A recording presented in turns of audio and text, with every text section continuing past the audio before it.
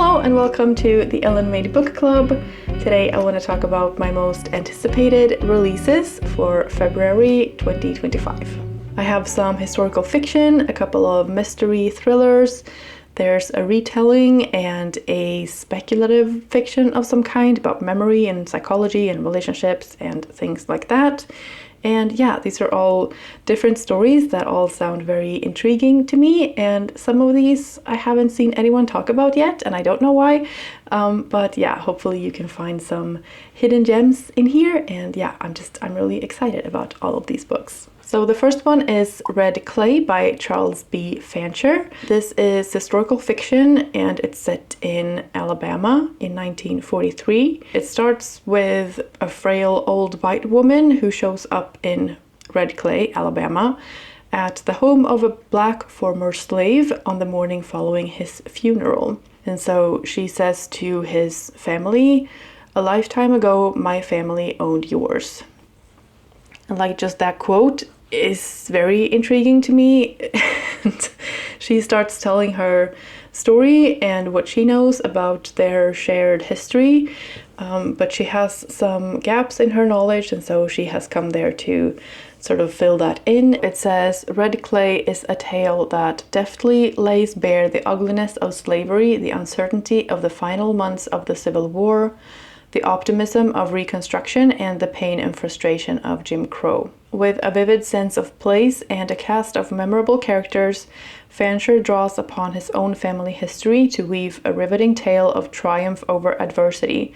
So I'm not very familiar with this time period in America and like the end of the Civil War and Jim Crow and all of that. So I'm looking forward to reading this and gaining some insight into that. And I'm also very intrigued by this, like the dynamic between the two families and one family owning the other one, which sounds insane, but like I realized that's how it was. But there are secrets and betrayal and something happening that is linking these two families together, and they share a name somehow. I just think it sounds like a very intriguing story and an interesting setting and, you know, an important part of history. So I'm very intrigued by this. The next one you might have seen on other lists as well. I just think it sounds very intriguing. This is Blackwood's Blue Sky by Eowyn Ivey.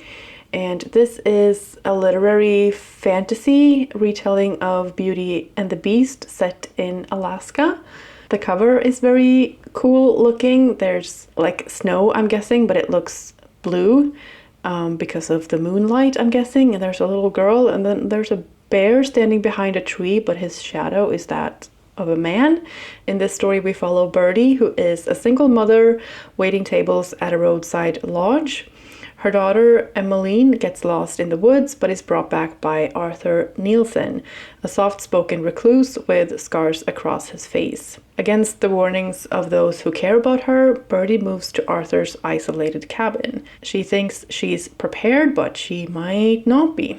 I just think it sounds like a cool story, and it sounds suspenseful and sweet somehow. Yeah, I guess that's what the Beauty and the Beast story is. I don't know what it is that she's not prepared for. If it's the romance she's not prepared for, or if it's like, because it says like she has her rifle and a fishing rod and she thinks she's ready to, you know, brave the wilderness, but she's not prepared for what lies ahead. And so, yeah, I'm just very curious what lies ahead and I want to read it. The next one I'm so excited for. It's based on a true person and a true story, and it will become available on my audiobook app, but not until like June. And yeah, so I'm just gonna have to be patient.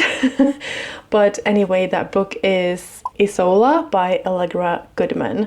This is about a French noblewoman called Margarita, who is deserted on an island where survival will depend on the power of her faith and love. Inspired by the real life of a 1600s heroine, Isola is the timeless story of a woman realizing her true strength. So Marguerite is the daughter in a very wealthy French family, and she's going to inherit, you know, a chateau and a village and lots of land and all of that. But she finds herself orphaned, and another man comes in to be her guardian, and he uses all of her like capital to pay off his own debts, and so she ends up with nothing. And then he insists on her coming with him to New France in Canada, and she really hasn't got much choice, it sounds like. And she falls in love with this guy who is one of the servants of this new guardian man. And as a punishment, he puts them on this isolated island to die, basically. And so that's where we follow Marguerite and her trying to survive. I just think this sounds like a very captivating story, and the fact that it's based on a real person and, you know, real events just makes it that much more interesting to me. And yeah, I can't wait to read this. The next one is You Are Fatally Invited by Ande Pliego. And this one is a mystery thriller. I am on the hunt for a good one.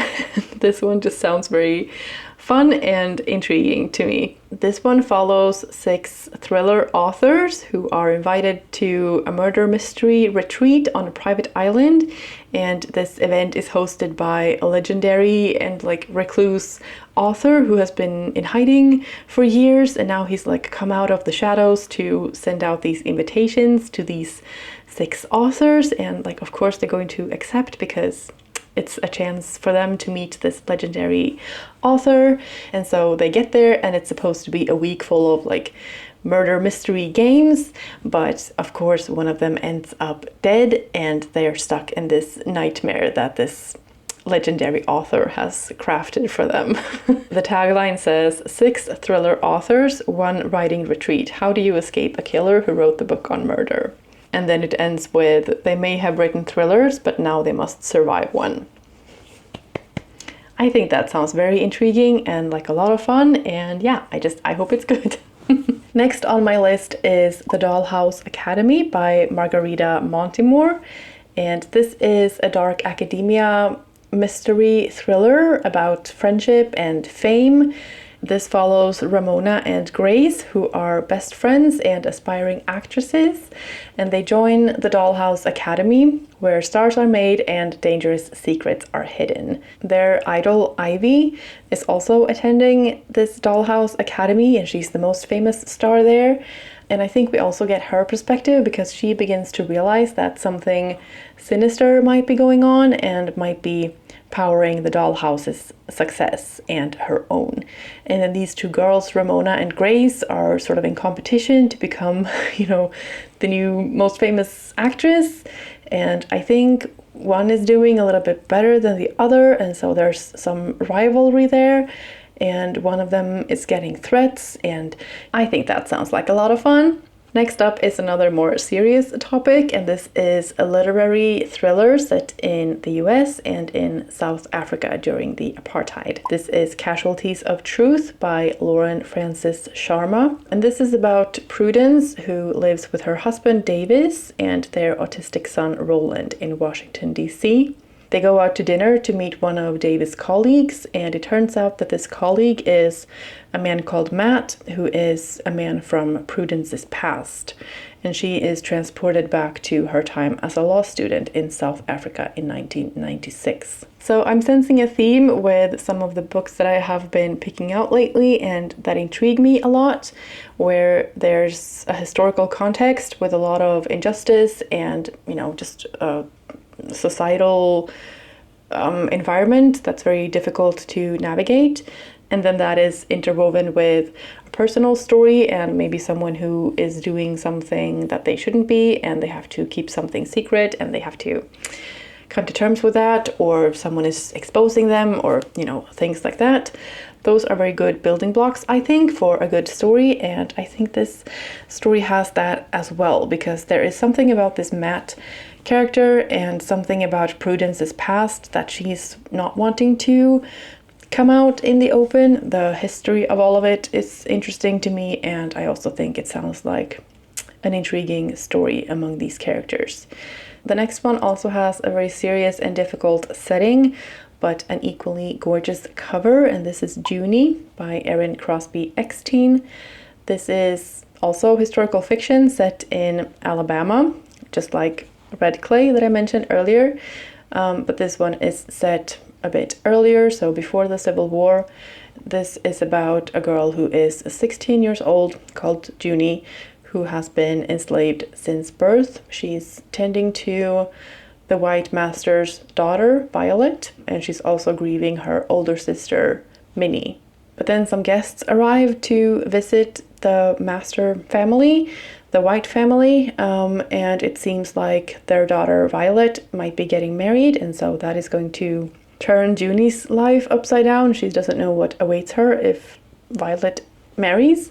So she commits a desperate act, and this act rouses her sister Minnie from the grave. So her sister Minnie is tethered to this world unless Junie can free her, and Junie enlists the help of Caleb, who is the guest's coachman, and they start up a friendship and a relationship, and something happens there.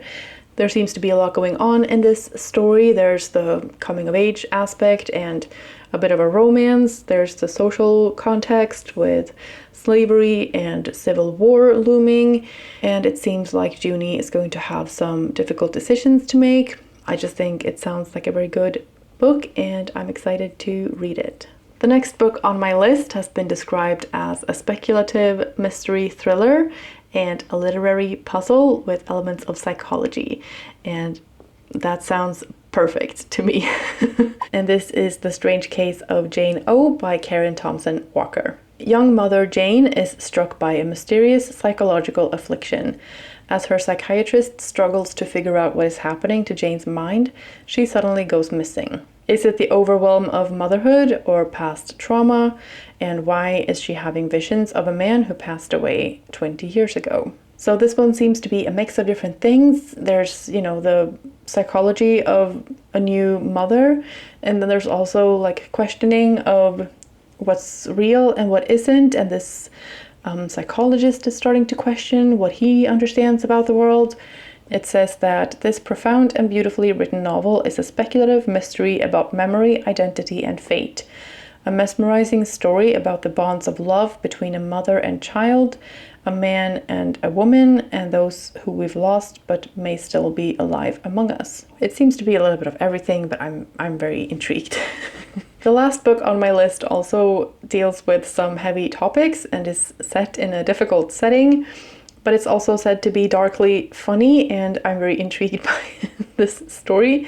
This is Fundamentally by Nussaibah Younis. This follows Dr. Nadia Amin, a long-suffering academic who publishes an article on rehabilitating ISIS brides. And then the UN asks her to lead a de-radicalization program in Iraqi refugee camps. Dr. Nadia Amin has just been through a painful breakup, and so she leaps at the chance to get out of the country. It seems to be a mix of characters in this team that she's going with.